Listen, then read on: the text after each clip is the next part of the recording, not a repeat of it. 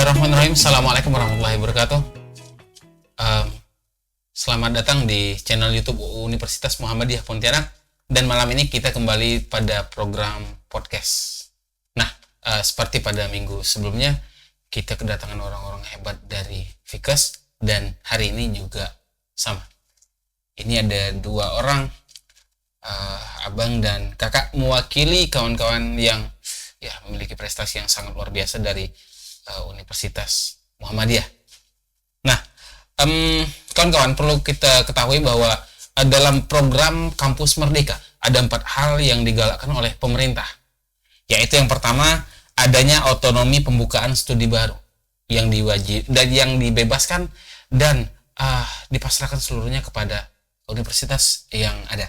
Nah, lalu yang kedua adalah reakreditasi dilakukan secara otomatis dan terbuka. Nah, pada hal ini kita ketahui bersama bahwa akreditasi menjadi salah satu hal yang sangat penting dan akan dipertimbangkan oleh calon mahasiswa yang ada di seluruh Indonesia, dan Universitas Muhammadiyah telah mendapatkan akreditasi B. Jadi saya rasa kita cukup kompeten dalam melahirkan dan mengeluarkan orang-orang yang berspesialis di bidangnya masing-masing. Nah, lalu yang ketiga adalah syarat menjadi perguruan tinggi negeri berbadan hukum akan dipermudah. Nah, hal ini juga menjadi salah satu program unggulan dan program yang sangat matang dari Kampus Merdeka. Dan keempat adalah hak belajar 3 semester di luar program studi dan pertukaran untuk SKS, bahkan ada sistem kredit transfer internasional yang mana akan kita bahas pada malam ini. Nah, makanya kita hadirkan 2 orang narasumber yang ada di samping saya. Oke. Kita harus kenalan dulu nih. Kita mulai dari Bang. Kenalkan nama Abang siapa, Abang prodi apa, dan Abang asalnya dari mana? Silakan, Bang. Assalamualaikum warahmatullahi wabarakatuh. Perkenalkan, nama saya Setio Febriarto. Saya berasal dari Prodi Kesehatan Masyarakat, Fakultas Ilmu Kesehatan. Asal saya dari Singkawang. Oke. Siapa lo Bang, kawan-kawan kita biak-biak Singkawang, Pak? Halo, biak-biak Singkawang. Oke. Nah, Bang Setio dari Singkawang, kawan-kawan. Nah, lanjut Kak, silakan Kak. Halo semuanya, perkenalkan nama saya Maria Yolan Sukemi, biasa dipanggil Yolan. Saya juga dari Prodi Kesehatan Masyarakat, Fakultas Ilmu Kesehatan. Asal saya dari Bandung, tapi tahun 2013 udah pindah ke Skadau. Jauh, di Bandung. Oke. Satu dari Singkawang, satu dari Bandung yang pindah ke Skadau ya Kak ya? Iya. Oke. Nah, ini kita undang nih kan di sini di podcast nih. Oke, kita mulai dari Abang Lo nih. Program kredit transfer kredit internasional ini sebenarnya program apa sih Bang? Program internasional kredit transfer ini merupakan bagian dari kebijakan Merdeka Belajar Kampus Merdeka dalam memfasilitasi mahasiswa dalam meningkatkan dan menambah kompetensi di program studi lain dan perguruan tinggi mitra di luar negeri. Wow. Artinya Universitas Muhammadiyah bermitra dengan universitas yang ada di luar negeri. Iya, betul. Oke. Nah, Kakak. Iya. Saya nanya Kakak sekarang nih. Jika mengikuti program ini nih, program yang tadi transfer kredit internasional, ya kan? Bagaimana dengan kuliah kita di sini nih? Apakah terganggu atau enggak sih? Nah, jadi itu awalnya saya kira kan kita bakal fokus ke kuliah di perguruan tinggi luar negeri itu. Iya. Tapi ternyata setelah dikasih tahu lagi oleh dosennya, oleh panitia kita di sini, ternyata kita juga tetap ikut kuliah di UMP. Jadi pada masa itu kita kuliah di 2 kampus berbeda, tapi di waktu yang sama gitu, di 1 semester yang sama. Oke. Kawan-kawan, kita dengarkan bahwa di waktu yang sama 2 kampus. Mungkin kita mikir gimana bagi waktu dan mungkin perjalanannya tidak dekat. Nah, kita sedikit flashback ke belakang. Abang sama kakak satu lokasi ya? Satu. Iya. Satu lokasi. Satu Oke. lokasi. Abang, kasih tahu kawan-kawan di mana kemarin Abang kredit transfer internasional? Di University Putra Malaysia. UPM. Ya, UPM. Kawan-kawan di UPM. Kak, pada waktu itu gimana pola-pola belajarnya gimana, Kak? Kalau pola belajar, waktu itu kan kebetulan kami ikutnya online ya, jadi Iya. semuanya pembelajarannya online. Jadi ya kurang lebih sama yang di sini sih, cuman di sana dalam pengalaman kami kemarin, kami rasa di sana lebih disiplin. Kemudian setiap pertemuannya itu selalu meeting online, jadi nggak pakai video rekaman gitu. Hanya beberapa dosen aja, itu pun hanya beberapa pertemuan gitu. Tapi selebihnya biasa langsung Langsung tatap muka gitu Iya, ya? betul. Wow. Tatap muka, ya mungkin diskusi, Iya. sharing gitu ya, Kak ya, mengenai membahas sebuah tema ditentukan misalnya bla bla bla gitu. Itu ya, Bang ya? Iya, betul. Kayak bahasa Inggris lah ya, Nak. Gimana rasanya interaksi dengan orang luar pakai ya bahasa Inggris? Ya. Seru? Seru. Sometimes bahasa Inggris, sometimes bisa lah bahasa Melayu. Oke. Gimana, Kak, rasanya, Kak, interaksi dengan ada kesulitan-kesulitan atau ya oke fine ya gitu? Kesulitan pasti ya, awal-awalnya sulit, kita namanya adaptasi gitu Iya. sama cara belajar yang baru gitu, harus pakai bahasa Inggris. Selain itu juga kebetulan kelas yang kami ikuti itu banyak juga dosen yang dicampur gitu pakai bahasa Melayu. Sedangkan bahasa Melayunya pun ternyata nggak seperti kita di sini. Beda. Jadi ya cukup bingung juga, tapi ya makin kesini mulai terbiasa. Oke lah. Oke. Kita patut memberikan rasa terima kasih kepada ya mungkin drama-drama Malaysia mungkin ya, kalau suka nonton gitu, Pak. Karena memang beda dengan Melayu Pontianak, walaupun kita terumpun gitu kan. Iya. Oke, lanjutan. Abang, kenapa mahasiswa harus ikut program ini nih, Bang? Ini abang recommended kan atau enggak nih ke kawan-kawan yang lain? Recommended tuh, Bang. Direkomendasikan ya? Kenapa emangnya, Bang? Kenapa sih, Bang? Karena dengan mengikuti program ini kita dapat lebih menambah wawasan kita dalam pengetahuan kita, itu interaksi kita dengan masyarakat di luar negeri bagaimana. Setelah itu ya tentunya disiplin waktu lebih terasa di sana, Bang. Wow. Ya. Dan ya seperti itu. Kakak, pernah bentrok enggak sih jam di sana? Bentrok dengan jam kuliah kita sini. Pernah enggak kejadian? Pernah. Jadi gimana? Jadi dari awal juga kan emang waktu kita nyari mata kuliah yang cocok gitu sama dosennya, kita diskusi, emang ada beberapa mata kuliah yang ternyata jadwalnya agak bentrok nih gitu. Nah, cuman setelah diskusi lagi untuk beberapa mata kuliah yang bentrok, alhamdulillah pihak UMP juga sangat mendukung ya.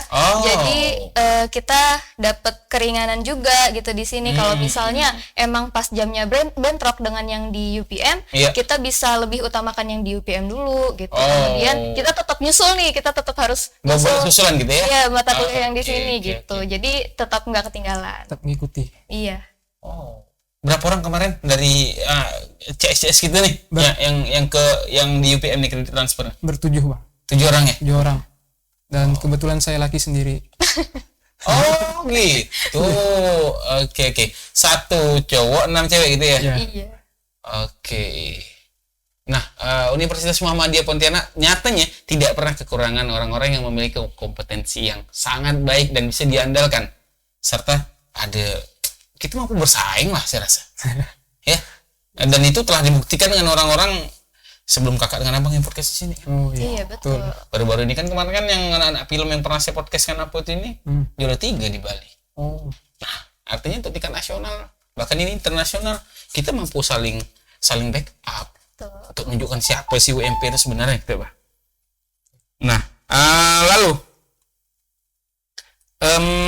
abang ada kriteria atau syarat khusus enggak untuk mahasiswa yang bisa ikut program ini nih? Ada enggak sih kriteria khususnya? Untuk kemarin tuh kami kriteria khususnya yang pertama itu IPK.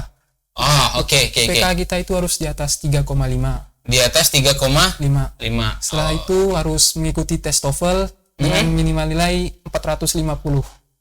Oh, oke. Sebelum syarat lain stop, kita bahasin dulu ya.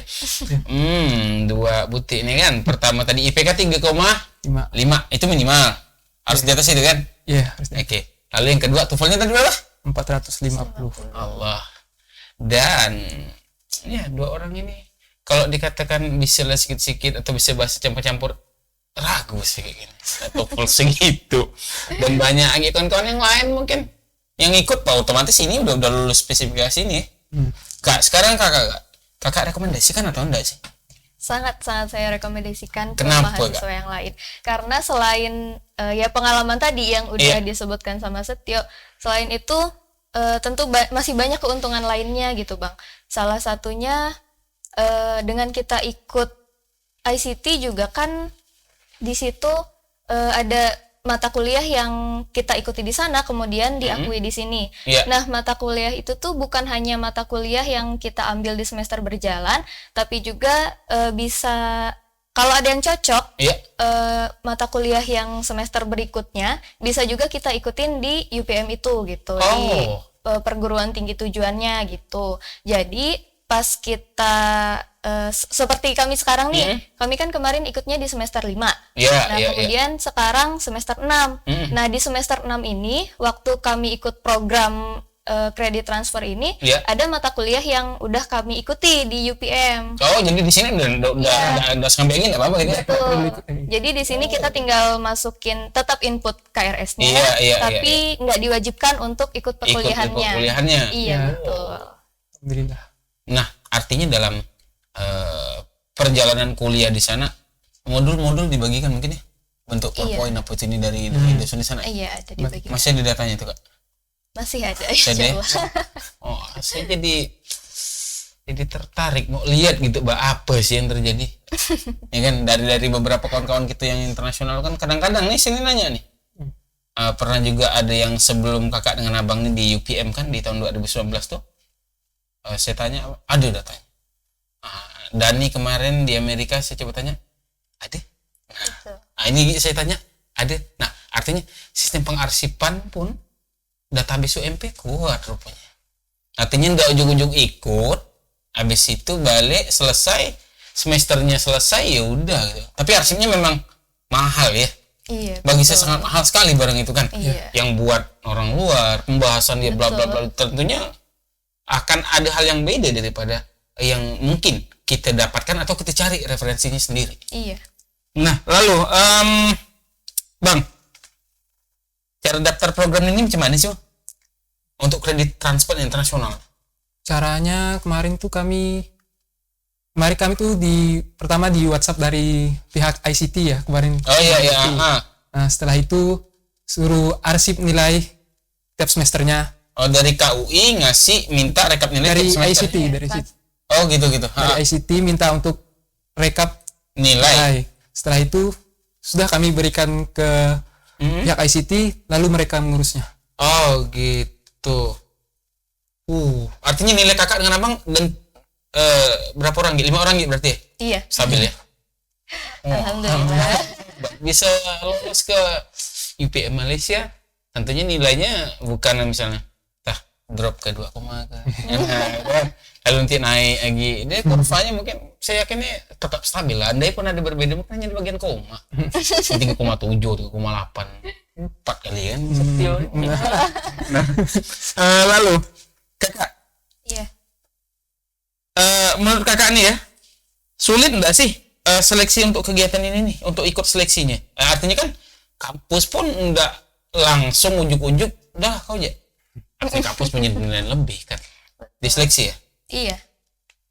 Ceritakan Kak sedikit Kak, masalah seleksi ini gimana sih? Ya, jadi nggak terlalu gimana ya, mungkin kalau dari kami mahasiswanya mungkin seleksinya lebih ke dosen-dosen kitanya gitu yang lebih tahu gitu. Cuman siapa yang layak gitu ya? Iya, betul. Jadi kami waktu itu mungkin udah dipilih sama dosen-dosennya juga ya, yang kira-kira mahasiswa ini punya kapasitas untuk ikut ini loh gitu. Kemudian kami dikumpulkan gitu, dibikinin Iya. satu grup gitu. Terus baru dijelaskan gitu, nanti kalian akan diikutkan seleksi ini gitu, kira-kira bersedia atau enggak gitu. Selain itu ya dengan persiapan berkas-berkas lainnya gitu, tes-tes lainnya juga kayak tes TOEFL gitu Iya, kan, iya, iya. ya lumayan ya gitu. Oke. Terus ya cukup sulit juga sih, soalnya pesaingnya bukan cuman dari UMP ini kan, tapi juga sama seluruh Indonesia sih gitu, sama Iya. mahasiswa seluruh Indonesia gitu. Nah, oke. Kawan-kawan. Nah, ini kan akhirnya terbuka faktanya. Saingan yang 7 orang dari UMP, 7 ya. Bukan kita sebegitu dan dalam sini.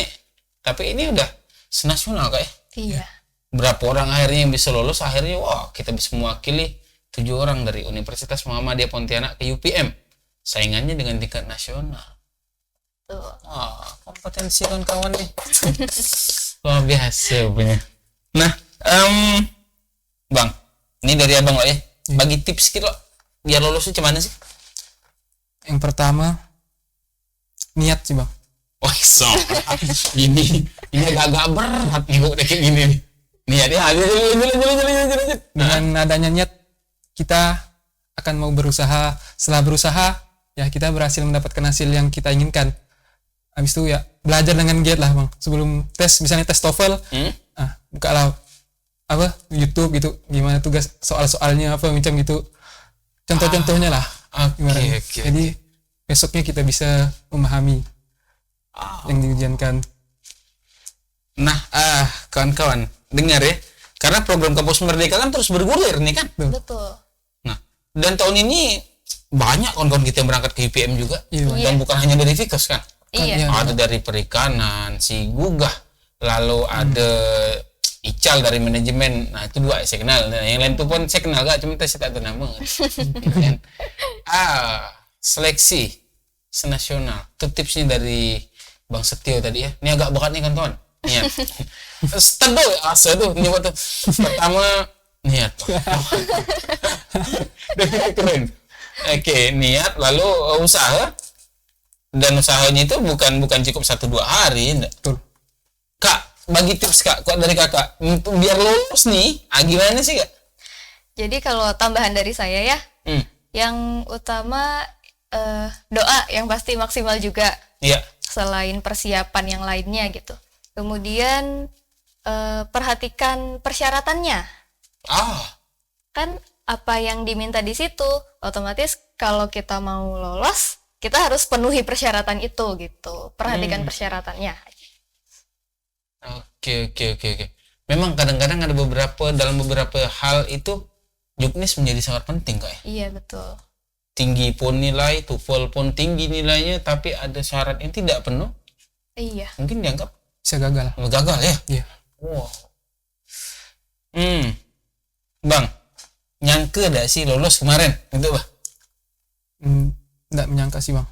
Tak nyangka ya? Nggak nyangka. Soalnya kan saingannya bisa dibilang skala nasional kan, besar. Iya. Jadi yang nggak nyangka aja gitu. Dari Sabang sampai Merauke, ada nama Setio di situ kan. Alhamdulillah. Kak nyangka gak sih Kak? Enggak sama sekali, Bang. Tapi optimis gak begitu direkomendasikan oleh dosen dan di-accept oleh universitas? Oh ya tentu. Pasti Yakin gak sih? Aku lolos nanti gitu. ya harus yakin dong. Harus yakin ya? Harus yakin. Ini mental juara kayak gini nih. Harus yakin. Oke.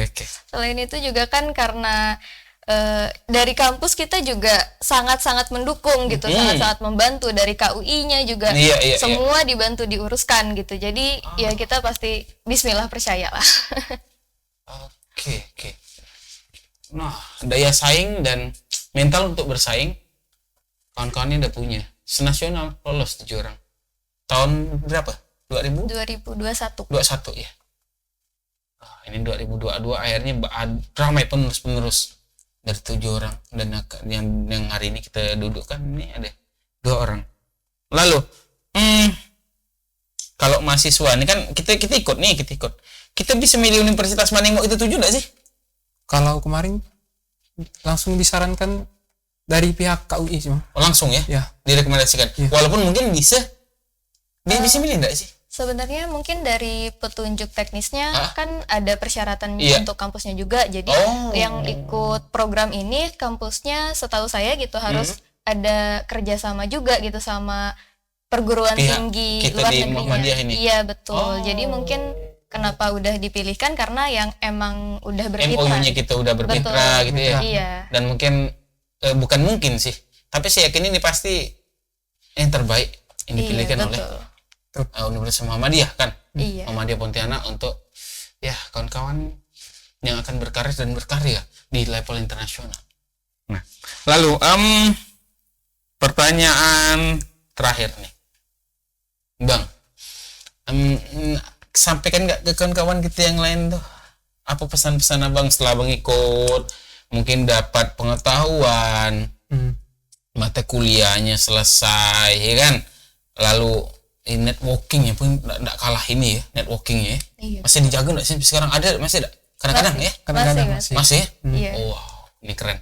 Bang, sampaikan ke kawan-kawan kita tentang program ini dan semoga ada penerus setia junior yang lain. Ya, silakan. Bang.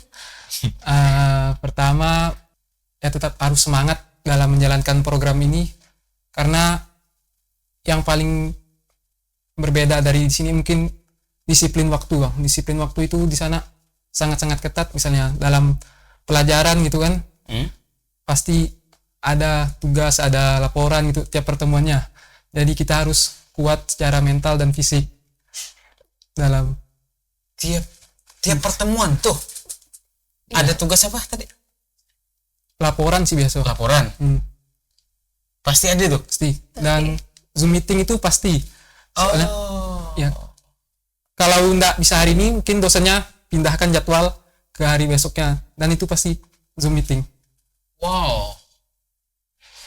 Dan itu tidak nurutkan kapan mahasiswanya sempat, tapi dia yang nentukan langsung yang nyatuk Iya. gitu waktunya ya. Betul. Oh, disiplin harga mati cuy. Oke. Kak, pesan dari kakak untuk kawan-kawan kita anak-anak Universitas Muhammadiyah dan mungkin orang-orang yang nonton semuanya, Kak. Silakan, Kak. Ya, jadi untuk semuanya, khususnya para mahasiswa Universitas Muhammadiyah Pontianak, pesan saya yang pasti jangan takut untuk coba hal baru, apalagi untuk hal yang emang kita sukai gitu. Karena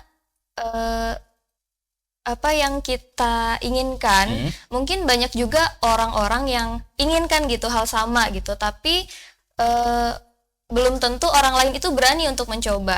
Dan untuk kita-kita yang udah berani untuk mencoba, kalau misalnya dihadapkan dengan kegagalan, jangan gampang menyerah gitu. Dan kita juga harus tetap apresiasi karena apa yang udah kita lakukan, dengan kita berani mencoba, kita juga udah menjadi suatu awal yang baik yang patut untuk kita apresiasi gitu. Karena nggak semua orang berani sampai ke titik itu. Kawan-kawan pesan tadi bahwa beberapa hal orang mungkin punya kesempatan yang sama ya, Iya. tapi mental enggak semua orang punya bahwa oke, ku siap, fine, yuk. Betul. Enggak semuanya kayak gitu ya. Iya. Karena memang ya kesempatan-kesempatan yang ada itu kadang-kadang hanya kita lewatkan gitu-gitu aja. Nanti ujung-ujungnya cobalah waktu itu Nah, iya. Penyesalan datang jadi. coba kemarin aku. Nah, kayak gitu ya, Bang ya. Iya, penyesalan. Nah, bersyukur dan makasih lah kita sama-sama semuanya bahwa Universitas Muhammadiyah selalu memberikan support dan dukungan terbaik untuk hal-hal yang ada, hal positifnya bagi seluruh mahasiswa yang ada. Nah, jadi jangan pernah takut dan jangan pernah ragu untuk kuliah di Universitas Muhammadiyah Pontianak.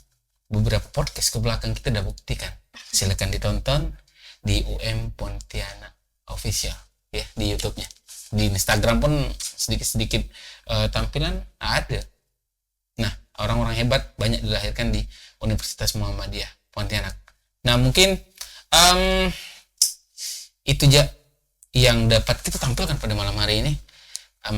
Jangan lupa like, komen, dan subscribe di channel YouTube Universitas Muhammadiyah Pontianak. Saya Dasta Haryansyah selaku host dan tim yang bertugas dari Infocom, Pak Andre, Bu Winda, dan Pak Bambang mohon pamit undur diri. Assalamualaikum warahmatullahi wabarakatuh.